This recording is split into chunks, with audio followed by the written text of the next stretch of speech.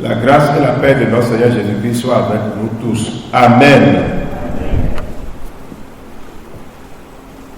En ce jour solennel où nous démarrons dans cet après-midi la session plénière du Conseil du Synode biennal pour faire le bilan des activités de 2023, nous voudrions, au nom du bureau, rendre grâce à Dieu le Père Tout-Puissant qui nous renouvelle jour après jour sa bienveillance pour conduire les activités de son Église. Je voudrais rendre grâce à Dieu à travers les paroles de David emprunté du psaume 3. Mais toi, Éternel, tu es mon bouclier, tu es ma gloire et tu me relèves la tête. De ma voix, je crie à l'Éternel et il me répond de sa montagne sainte. L'Éternel est mon soutien, je ne crains pas les myriades de peuples qui m'assiègent de toutes parts. Le salut est auprès de l'Éternel. Aussi, comme le dit le psaume 27, strophe numéro 1, l'Éternel est ma lumière et mon salut, et qui aurais-je crainte? L'Éternel est le soutien de ma vie, et qui aurais-je crainte? Bien-aimés, chers frères et sœurs en Christ, le thème du dernier synode biennal, la mission de partout vers partout, mieux connaître mon Église pour mieux la servir, est un défi pour la mission. Ce thème soutenu par Ésaïe 6, les 3 premiers versets, Actes 13, versets 1 à 12, 1 Timothée 6, versets 17 à 21, et Matthieu 28, 16 à 20, nous interpellent tous. En effet, le ressuscité nous donne l'ordre de prêcher l'amour, la foi, la rédemption universelle, la paix, la grâce, la sanctification, principe cher à John Wesley, fondateur du méthodisme.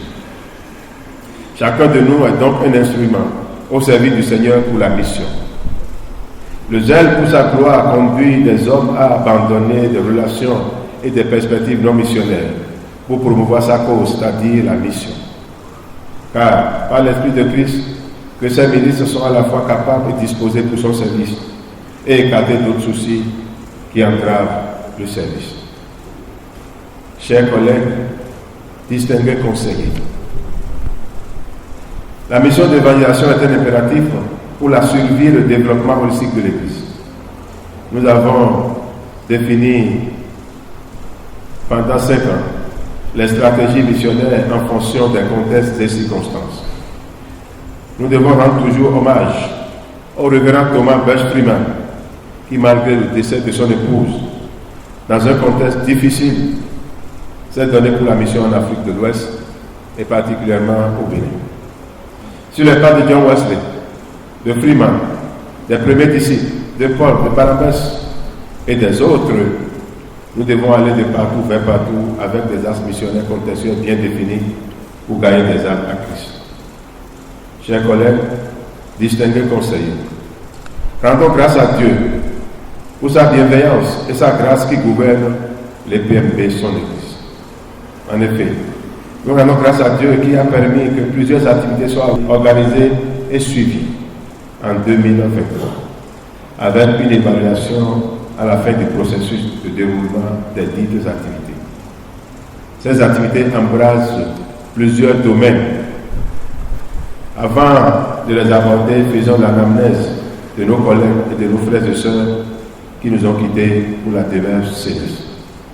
Nous pensons au pasteur Yves Samon-Rourou, au frère, notre vice-président David West-Dossou, frère Paulin Moutonji et bien d'autres.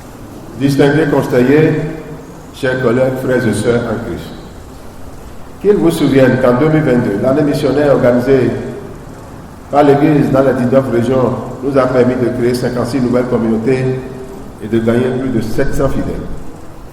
Ce record inédit dans l'histoire de notre Église ramène à plus de 80 églises locales créées en 6 ans et près de 1000 fidèles.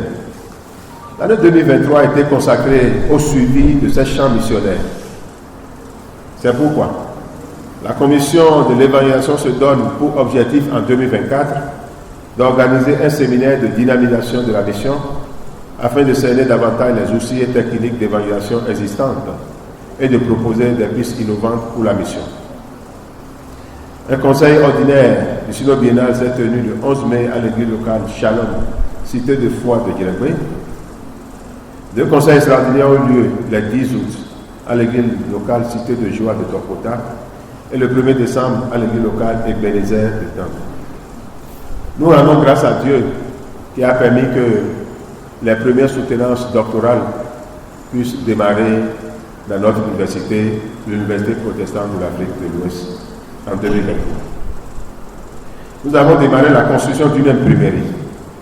Merci au frère Barnabé Fatomon qui pilote très bien le dossier et le responsable opérationnel, le frère Daoudou Amos.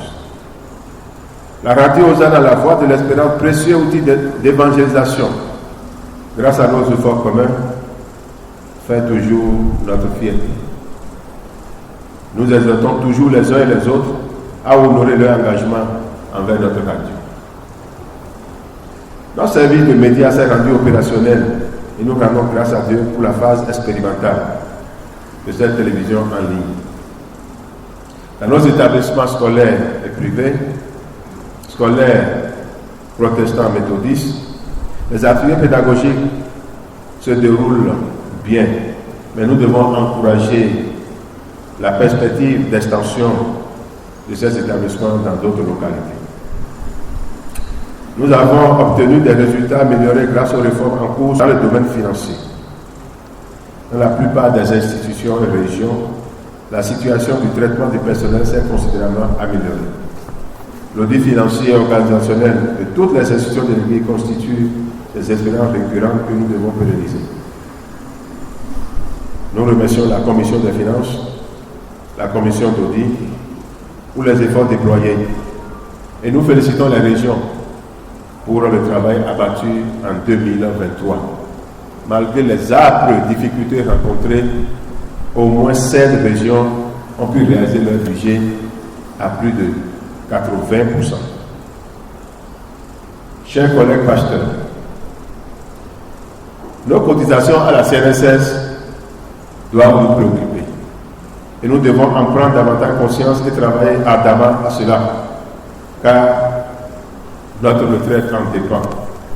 Nous devons nous battre pour la rentrée des cibles afin que nos cotisations soient assurées. Au niveau de la coopération, il y a la participation de tous les membres du bureau du conseil du synode biennal au synode du diocèse de Kétou, de l'église méthodiste du Nigeria, du 27 au 30 avril à Kétou. Une délégation de la jeunesse de l'EPMD a séjourné au Maroc du 18 au 26 juin dans le cadre d'un séminaire organisé par la SEVA. Nous avons participé au Conseil méthodiste africain au Ghana. Sur invitation de l'Église évangélique du Gabon, nous avons pris part au synode national de la dite Église du 12 au 16 juillet 2023.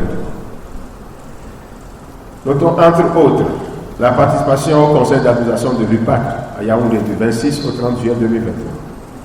La participation au conseil d'administration de l'UPAO les 16 et 17 août 2023. La participation d'une délégation de notre Église à l'Assemblée générale de la SEVA du 15 au 23 octobre à Jacquesville en Côte d'Ivoire.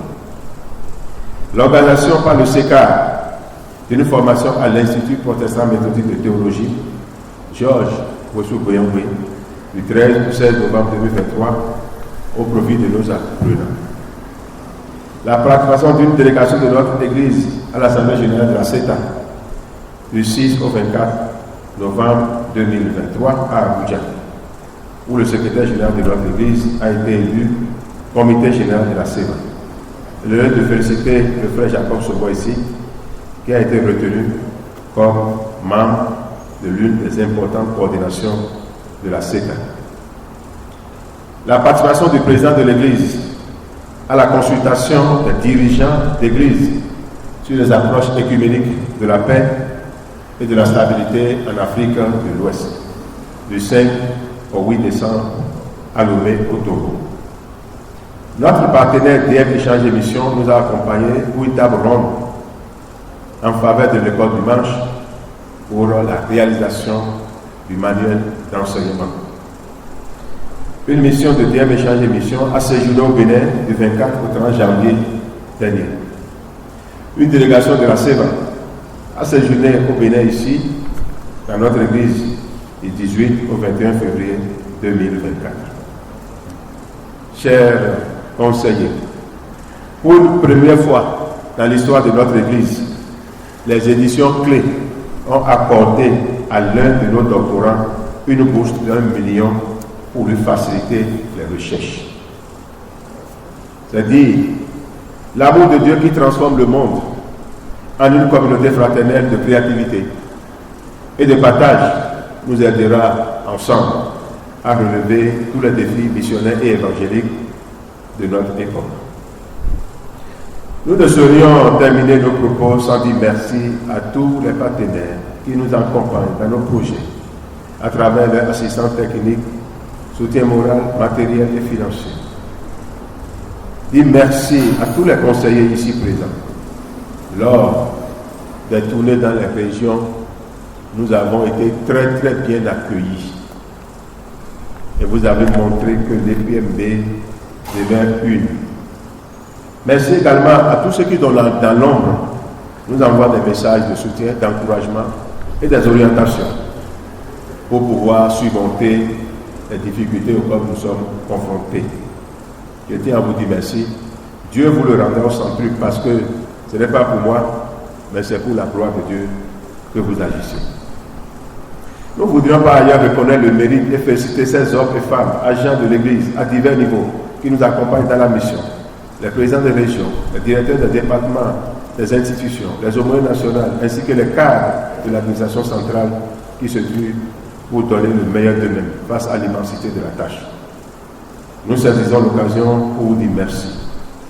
À vous tous qui êtes déjà là, puisse le Seigneur lui-même vous fortifier, vous bénir, pour que l'EPMB puisse toujours continuer à vivre.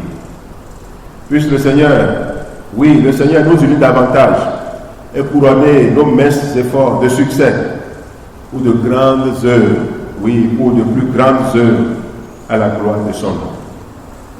Je m'en voudrais de ne pas dire un mot à l'endroit de Freeman Assurance, que je voudrais remercier, féliciter la sœur Béatrice et Madame Biogou pour votre endurance remarquée. C'est sur ces mots que nous déclarons ouverte la session plénière du Conseil du Synode biennal ici à Grâce Divine et Paix, au nom du Père, du Fils et au nom du Saint-Esprit. Amen.